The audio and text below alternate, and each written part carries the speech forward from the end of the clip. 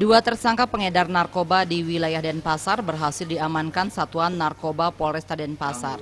Awalnya petugas mengamankan AD yang berprofesi sebagai pedagang di Jalan Kebo Iwo Utara, Padang Sambian, Denpasar. Tersangka ditangkap petugas saat akan mengedarkan barang ilegal tersebut di TKP. Dari tangan tersangka, petugas mengamankan 2 paket sabu-sabu yang akan ditempel di TKP. Berdasarkan informasi dari masyarakat, petugas kemudian melakukan penangkapan terhadap SPN di Jalan Raya Anggungan, Mengwi, Badung. Dari tangan tersangka, petugas mengamankan 8 paket sabu-sabu dan 11 butir ekstasi yang akan dititipkan kepada seseorang di TKP. Kedua tersangka dan barang bukti diamankan ke Polresta Denpasar untuk menyelidiki jaringan lainnya. Juga mengamankan 2 orang pelaku. Ya.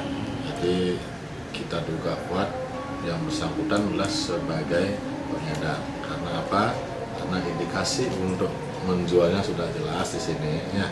Jadi ada ekstasi yang sudah siap edar, jadi sudah dipaket-paket, termasuk juga sabu. Ya, kalau sabu ini paketnya agak besar. Ya, ini harganya 1 juta. Ya, 1 juta. Kemudian ada juga yang paket hemat yang 300.000. Ya, 300.000. Ada yang 800.000. Ya. Nah, kemudian ini ada 11 ekstasi. Dan keduanya ini kita tangkap di jalan. Kasat Narkoba Polresta Denpasar Kompol Igede Ganevo menegaskan kedua tersangka akan diproses sesuai hukum yang berlaku.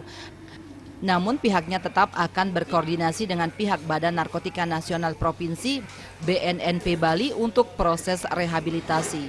Saat ini kedua tersangka masih ditahan di Polresta Denpasar sembari menunggu panggilan dari BNNP Bali. Kadek Suantara, Bali TV.